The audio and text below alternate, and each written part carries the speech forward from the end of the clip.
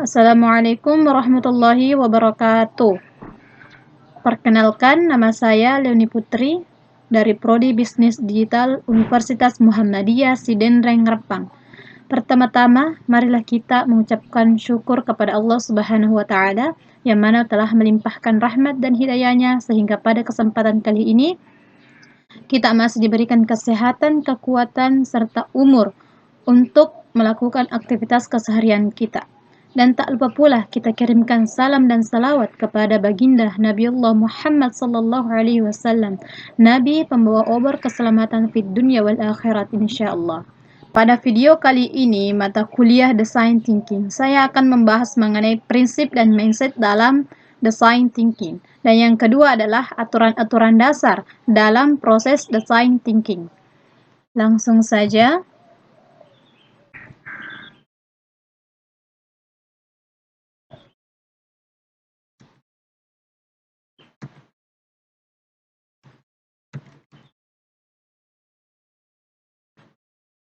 Tentu saja untuk lebih mengetahui apa sih itu design thinking, pertama-tama kita harus mengetahui pengertian dari design thinking itu sendiri. Di mana pengertian design thinking di sini adalah design thinking is a mindset. Design thinking adalah suatu proses penyelesaian masalah yang berpusat pada pengguna atau user. Di mana user centered maksudnya adalah di mana menempatkan pengguna sebagai pusat dari sebuah proses pengembangan sistem, apakah itu teknik, metode, prosedur, dan proses yang membantu jangan sistem interaktif yang dibangun berdasarkan pengalaman pengguna tersebut. Design thinking adalah sebuah konsep berpikir yang memberikan pendekatan berbasis solusi untuk memecahkan masalah kompleks dengan cara yang praktis namun tetap kreatif.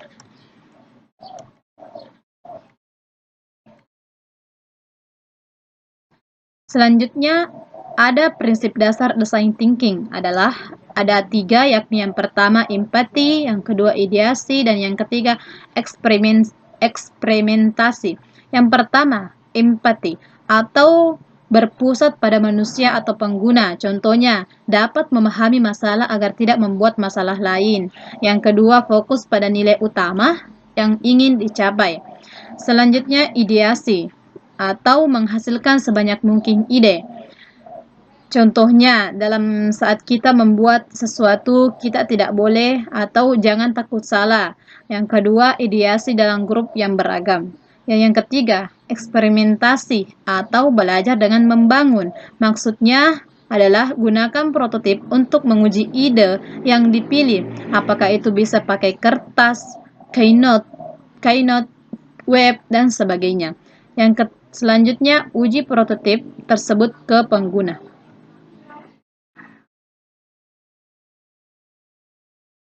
Nah, kita masuk kepada prinsip dan mindset dalam design thinking. Apa sih prinsip-prinsip dan mindset dalam design thinking itu? Yang pertama adalah berorientasi pada tindakan. Maksudnya adalah mendorong kita untuk berinteraksi langsung pada masyarakat sehingga dapat menemukan hal yang jauh lebih beragam, seperti menemukan bahwa kepentingan dan kemampuan setiap individu berbeda satu sama lain. Berorientasi pada tindakan maksudnya juga adalah melakukan berbagai tindakan dan berani kotor, bukannya duduk di bangku.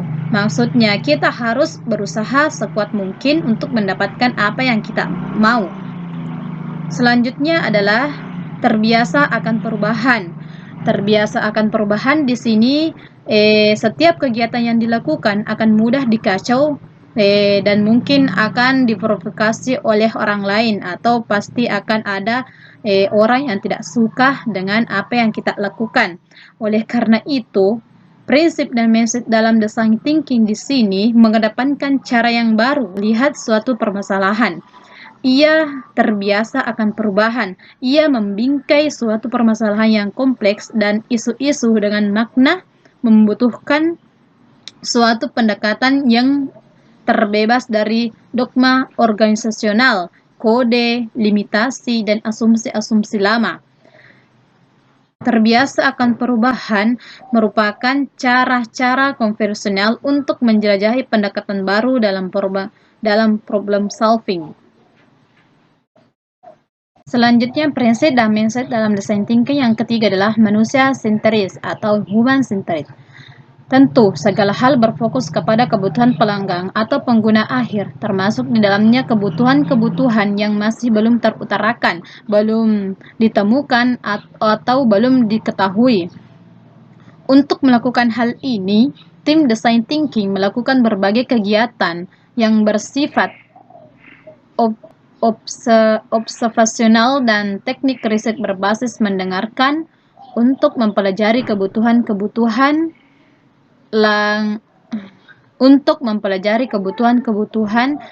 langkah selanjutnya dan pencapaian masing-masing orang secara sistematis. Selanjutnya, terintegrasi dengan tujuan masa depan. Tanpa adanya sebuah sikap antisipasi dan imajinasi terhadap masa yang akan datang, maka proses strategic planning sudah mati dan hanyut di bawah arus. Pandangan terhadap masa depan membuka kesempatan dan mengundang kita untuk menjelajahi ketidakpastian. Hal ini mendorong kita untuk terbiasa bekerja dengan ketidakpastian dan mengharapkan kita untuk bertahan dan mampu berhasil meskipun dengan informasi yang tidak memadai di dalam proses menemukan dan menciptakan outcome yang tangible. Maksudnya adalah kita harus senantiasa membuka kesempatan dan mengundang kita untuk menjelajahi ketidakpastian. Yang kelima adalah proses yang dinamis dan konstruktif. Design thinking adalah suatu proses yang berulang-ulang, membutuhkan proses definisi ulang, presentasi ulang, sebuah pengalaman belajar yang menghasilkan dan mengaplikasikan suatu wawasan dan pengetahuan pada tujuan yang selalu berubah. Di sini, prototyping menciptakan hasil yang tangible dan dapat dibagikan menjadi unsur yang penting dalam design thinking. Selanjutnya, mengedepankan empati, di mana mengedepankan empati di sini meletakkan pengguna atau pelanggan atau konsumen sebagai inti dari segala hal. Kita harus mendorong pengguna unsur design thinking untuk membantu berkomunikasi dengan masyarakat guna untuk memahami sifat, perilaku, harapan, motivasi, dan kebutuhan mereka menjadi lebih baik. Kemudian dengan hasil temuan dari kegiatan tersebut akan digunakan untuk membangun wawasan baru melalui pembelajaran kreatif dan eksperimentasi.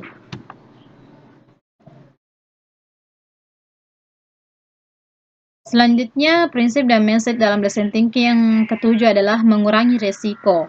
Maksudnya adalah, baik dalam pengembangan dan pengenalan produk atau jasa, terdapat banyak pelajaran yang didapat dari berbagai kesalahan. Resiko akan selalu muncul pada setiap pebisnis atau pelaku-pelaku usaha lainnya. Oleh karena itu, untuk mengurangi resiko, kita harus betul-betul teliti dalam memecahkan suatu masalah tersebut agar kedepannya tidak terjadi atau minimal meminimalisir kesalahan atau resiko tersebut. Selanjutnya adalah menciptakan arti.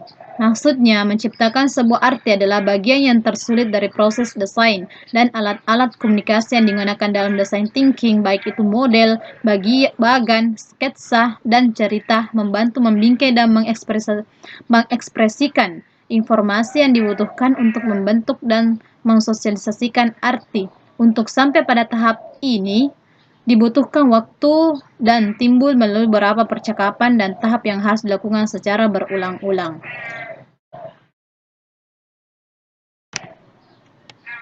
Selanjutnya, membawa usaha kreativitas ke tingkat yang lebih tinggi.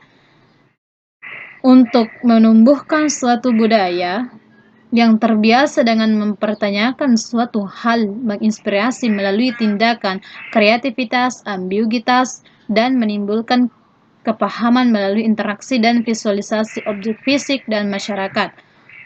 Maksudnya, membawa usaha kreativitas ke tingkat yang lebih tinggi adalah dengan hasil ciptaan yang telah kita buat, kita harus senantiasa menjadikan produk atau hal yang kita ciptakan itu agar terkenal lagi, menjadi lebih luas lagi jangkauannya. Selanjutnya, prinsip dan mindset dalam design thinking yang terakhir adalah logika kompetitif bagi strategi bisnis. Praktik design thinking adalah salah satu yang dapat dilakukan bersama-sama secara komplementer dengan teori strategi kompetitif Michael Porter. Design thinking memperkenankan perusahaan untuk membuat produk, pengalaman, proses, dan model bisnis lebih dari sekedar berhasil. Design thinking mampu mengubahnya menjadi produk yang diidamkan, menjadi keunggulan kompetitif yang berkelanjutan melalui inovasi-inovasi. Mungkin itulah 10 prinsip dan mindset dalam design thinking. Selanjutnya adalah aturan-aturan dasar dalam proses design thinking. Kira-kira apa saja sih aturan-aturan dasar dalam proses design thinking itu? Dalam design thinking, terdapat beberapa aturan-aturan dasar yang mengenai perilaku dan mindset yang harus dimiliki oleh design thinking team yang berguna untuk menyelaraskan pemahaman antara anggota tim yang satu dengan yang lainnya. Tujuannya untuk mempermudah kinerja agar berhasil. Berikut merupakan pendekatan head-on, hand-on, dan hand-on yang mencangkup mindset dan perilaku yang harus dimiliki design thinking team. Ini menurut Lee tahun 2016. Nah, yang pertama adalah head-on. Apa sih itu head-on? Head-on adalah pendekatan menggunakan dengan hati atau dengan hati. The heart adalah mengenai fungsi atau afektif, emosi, dan perasaan, mengenai bagaimana menggunakan emosi untuk mewujudkan gagasan dan pemikiran. Beberapa kemampuan dan keterampilan yang harus dimiliki dalam pendekatan ini adalah yang pertama adalah empati. Empati di sini seperti rasa peduli. Yang kedua adalah adaptability atau kemampuan beradaptasi.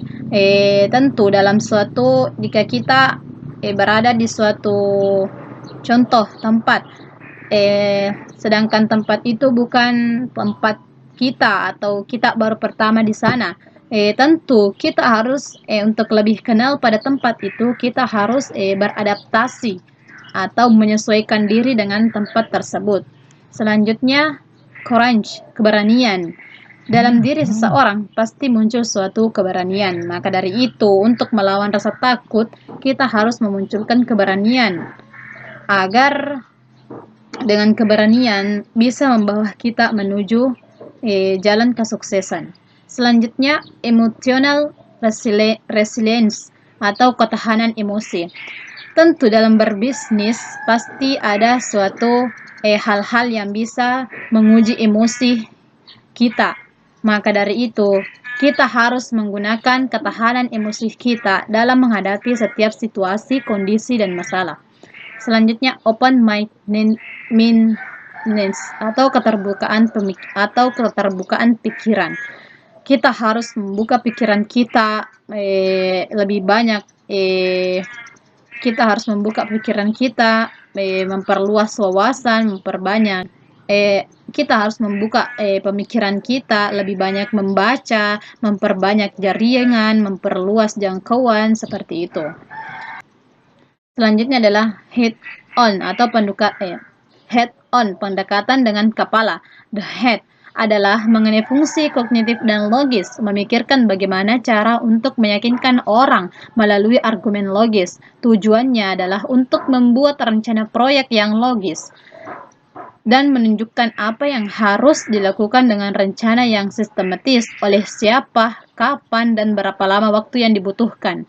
Beberapa kemampuan dan keterampilan yang harus dilakukan dalam pendekatan ini adalah yang pertama adalah divergent thinking atau pemikiran yang berbeda.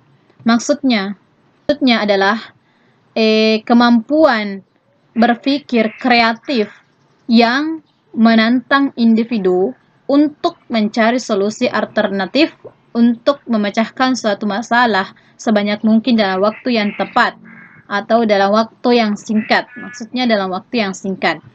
Disebut divergent thinking. Selanjutnya sintesis atau perpaduan, di mana perpaduan di sini adalah perihal atau keadaan berpadu. Artinya, arti lainnya adalah perpaduan adalah pemersesuaian terhadap sesuatu yang dilakukan. Selanjutnya adalah system thinking, di mana merupakan cara untuk memandang sesuatu sebagai keseluruhan, di mana bagian-bagiannya saling berhubungan. Memandang secara keseluruhan tersebut berarti mempelajari untuk memahami setiap bagian yang terikat atau terkait dalam suatu sistem. Selanjutnya, emotional intelligence adalah keadaan di mana Selanjutnya, emotional intelligence adalah kemampuan seseorang untuk menerima, menilai, mengolah, serta mengontrol emosi dirinya dan orang lain dan orang di sekitarnya. Dalam hal ini, emosi mengacu pada perasaan terhadap informasi akan suatu hubungan. Selanjutnya adalah visual thinking. Visual thinking adalah berpikir kritis, adalah proses intelektual intuitif dan ide imajinasi visual, baik dalam pencitraan mental atau melalui gambar. Hal ini mengacu pada salah satu keterampilan abad 21 yang harus dimiliki peserta didik.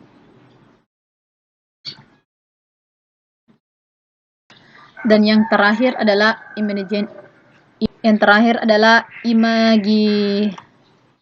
imagination atau imajinasi. Terakhir adalah imagination atau imajinasi, di mana imajinasi di sini adalah daya pikir untuk membayangkan atau menciptakan gambar kejadian berdasarkan kenyataan atau pengalaman seseorang secara umum. Maksudnya adalah kita berimajinasi bagaimana apa yang akan kita ciptakan, berimajinasi sesuai dengan selanjutnya akan seperti ini.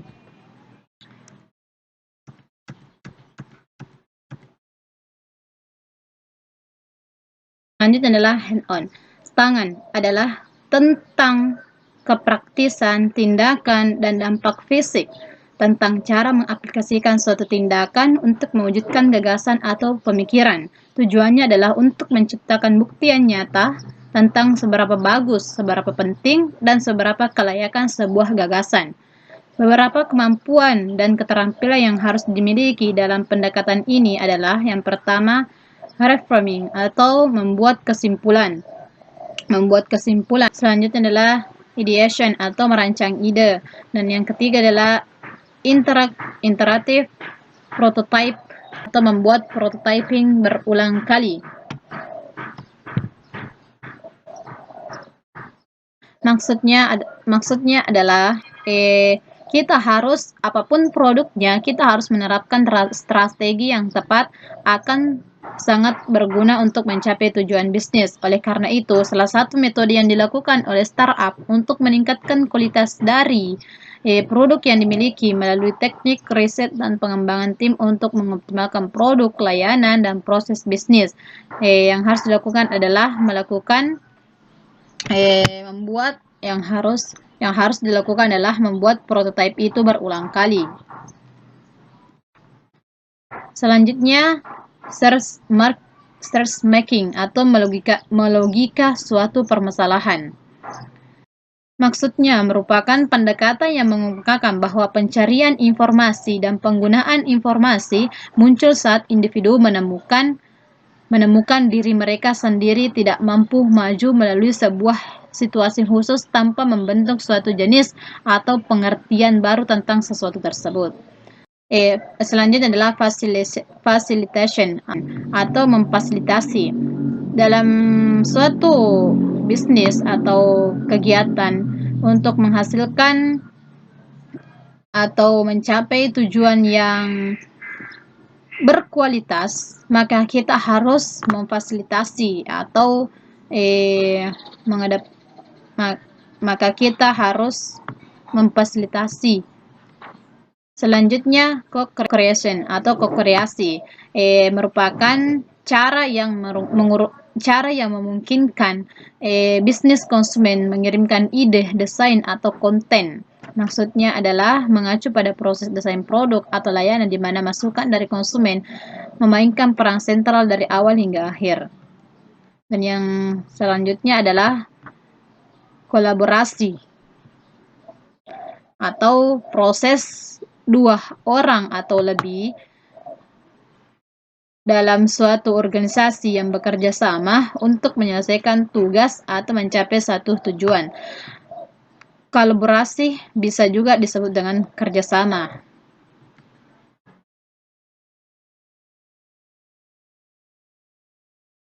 Mungkin itu yang sempat saya sampaikan pada video kali ini. Apabila ada kesalahan, kekurangan, mohon dimaafkan karena setiap manusia tidak luput dari kesalahan. Saya Leonie mengucapkan terima kasih telah menonton. Semoga bermanfaat. Saya akhiri, wabillahi taufiq wal hidayah. Wassalamualaikum warahmatullahi wabarakatuh.